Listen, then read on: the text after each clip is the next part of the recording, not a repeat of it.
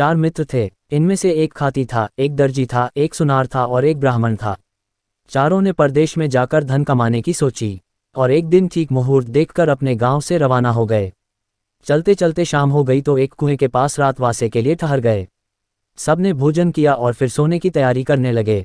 सुनार के पास सोना था इसलिए उसने कहा, भाइयों सबका एक साथ सो जाना ठीक नहीं होगा। दर्जी ने कहा, हाँ भाई, ठीक कहते हो, हमको बारी बारी से पहले पर जागना चाहिए। ब्राह्मण ने सबके पहले का समय निश्चित किया। पहले पर सबसे पहले खाती की बारी आई। वह जागने का प्रयत्न करने लगा किंतु थकावट के कारण उसको नींद आने लगी। उसने सोचा कुछ काम करना चाहिए। खाती ने एक लकड़ी का टुकड़ा लिया, औजार निकाले और पुतली बनाने लगा। अपना पहरा खत्म होते होते उसने लकड़ी की एक सुंदर पुतली बना ली और फिर दर्जी को जगाकर सो गया। दर्जी ने देखा पुतली तो बहुत सुंदर बनी है। उसने रंग रंगीले कपड़े निकाले, पुतली का नाप लिया और फिर सीने लगा। अपने पहले के समय में उसने पुतली के लिए अच्छी सी चोली और घेरदार घाघरा तैयार कर लिया। साड़ी के नाप का चुंदड़ी का कपड़ा लिया और पुतली को सभी कपड़े पहना और ढाकर खड़ी कर दी। फिर आधी रात के बाद सुनार की बारी आई। वह सोना निकालकर गहने बनाने लगा। धीरे धीरे उसने बोरला, झेला, कर्णफूल, नथ, हंसली, हार, चूड़ियाँ, पायल सभी गहने बना लिए और पुतली को पहना दिए। पुतली गहनों कपड़ों में बहुत सुंदर दिखने लगी। अंत में ब्राह्मण की बारी आई। वह पुतली को देखकर विचार में पड़ गया। उसने सोचा, इस पुतली को अपने मंत्र बल से जीवित करना चाहिए। वह मंत्र बोलता हुआ उस पर जल छिड़कने लगा।